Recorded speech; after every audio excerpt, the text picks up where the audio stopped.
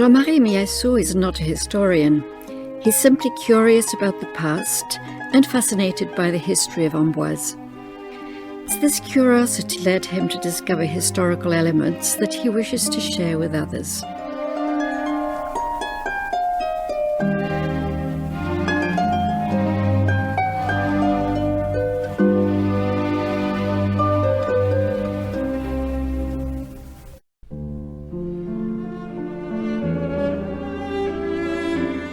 Many residents of Amboise still call this square Place du Château, even though it officially lost that name in January 1948. But the square, where the market was held at the beginning of the 20th century and which welcomed Général de Gaulle, newly elected President of the Republic on the 9th of May 1959, has changed a great deal over the past 50 years. In the 1960s, the square was much smaller, since Rue Victor Hugo began just after the tobacco shop.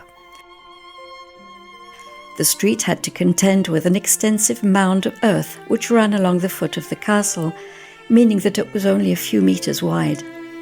In 1969, the municipal council, under the leadership of Michel Debré, the then mayor, decided to undertake works to clear the surroundings of the castle. The cost of these works was estimated at 3,800 francs, equivalent to 510,000 euros today, of which 45% was covered by the Office of Historic Monuments. The part of the mound stretching from the chapel to the Heurteau Tower was removed, whilst at the foot of the chapel a smaller mound was left untouched. The square looked like this for over 20 years. In 1994, the decision was taken to give the square the appearance we know today. Bernard Debré, Michel's son, was mayor of Amboise at the time. The goal was to improve access to the castle by permanently removing the mound of earth, clear the base of the chapel, and return the castle's access ramp to its original layout.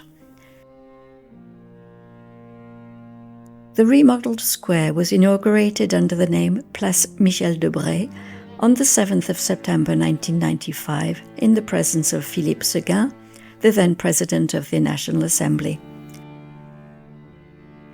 Michel Debré, although already weakened by illness, made a brief appearance.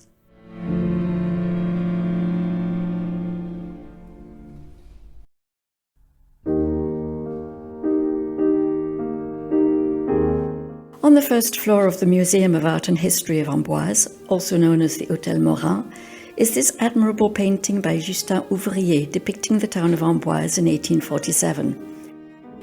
Justin Ouvrier, born in Paris in 1806, studied at the École des Beaux-Arts and enjoyed a certain success under the July monarchy by producing works in the same style as this view of Amboise. What is particularly interesting about Ouvrier's painting is that it portrays Amboise as it was 180 years ago, well before the restoration of the chateau in 1880, and it's worth examining in detail. First, the glass canopy, which was dismantled during the restoration, is visible on the Minime Tower. The Hôtel Morin is present, as well as a number of houses that still exist today. One of the arches of the bridge visible here collapsed shortly after the painting was completed. It was replaced by a suspended section, as shown here, and ultimately the bridge was demolished in 1874. Even today, when the Loire is low, one can still see remnants of the piers of this long-vanaged bridge. At the time when the painting was created, the Loire was navigable and served as a communication route, hence the presence of sailing boats and a steamship, an absolute novelty in those days. It's worth noting that this steamship had to lower its chimney in order to pass under the bridge. These boats, however, would soon disappear, replaced by the train, which made their appearance in Amboise the previous year. Also noticeable are the absence of embankments. In 1847, the Loire reached the level of the quay, and during the severe floods of 1856, 10 years later, the town suffered major damage. Consequently, the authorities launched a major project in order to protect the inhabitants, resulting in the embankment we know today.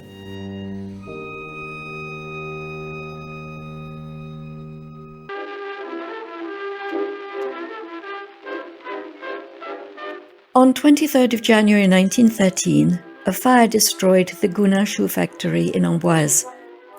This factory was located on Quai des Marais, near Newton Street. On this occasion, 2 postcards were issued showing firefighters among the ruins of the factory ravaged by the fire. On one of the postcards, one can see the castle chapel in the background, which helps to better identify the location of the premises.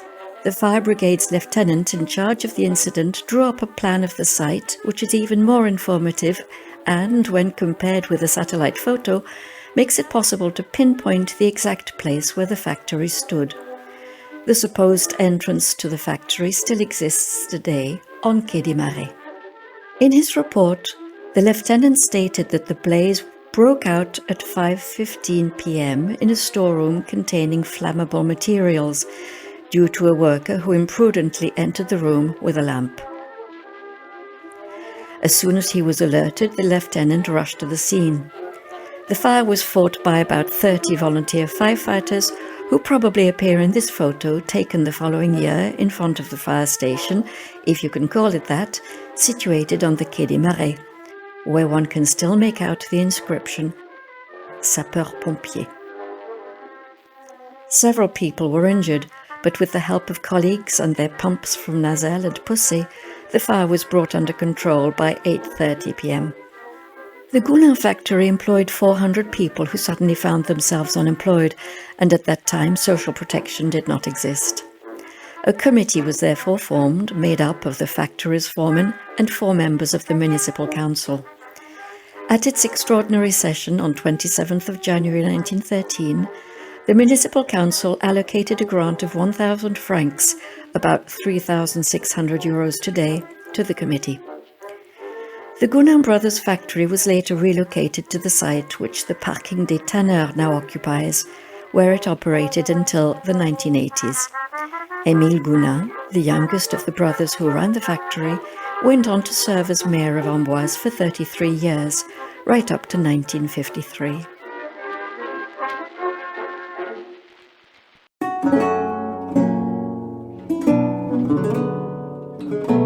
Although the Château of Amboise has played an important role in the history of France thanks to the many kings who lived there, it was also often used, starting from the mid-16th century, as a prison. Some of its inmates were illustrious. For example, Henry III, after having the Duc de Guise assassinated at Blois in 1588, imprisoned the Duke's mother, Anne d'Este, and the Prince of Joinville, the Duke's son, in Amboise. In 1626, César de Vendôme, son of Henri IV, Henry IV, and Gabrielle d'Estrées, was held there along with his brother Alexandre, accused of plotting against Louis XIII in the Chalais conspiracy. As of April 1638, the president of the Parliament of Paris, Jean-Jacques de Barillon, was held prisoner for 5.5 years for opposing Louis XIII. Nicolas Fouquet, superintendent of finances under Louis XIV, was escorted to Amboise in early December 1661 by D'Artagnan, who had just arrested him in Nantes. Fouquet spent the month of December imprisoned there before being transferred to the fortress of Pignerol, where some years later he died. At Pignerol, Nicolas Fouquet crossed paths with the Duke of Lausanne, disgraced for having wanted to marry the king's niece, La Grande Mademoiselle. Ironically, Lausanne himself was later detained at Amboise from October 1680 to March 1681.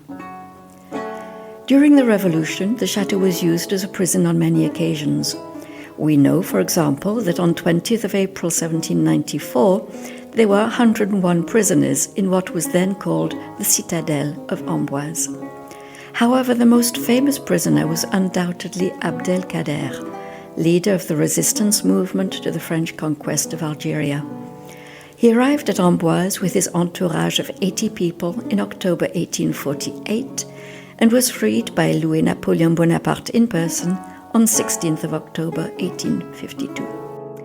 However, the part of the chateau where prisoners left most traces is the Tour des Minimes. Its walls still bear numerous graffiti left by prisoners, probably soldiers, although unfortunately we do not know the precise dates or reasons of their imprisonment. We can only suppose that 1746 and 1747 correspond, for some, to the Austrian War of Succession, but it's likely that the tower was used as a prison on many occasions and spanning hundreds of years. Finally, we're obliged to note that while the stays of famous prisoners like Nicolas Fouquet are well documented but left no trace in the chateau, a certain Domingo Pires left a clear trace, yet we know nothing about him.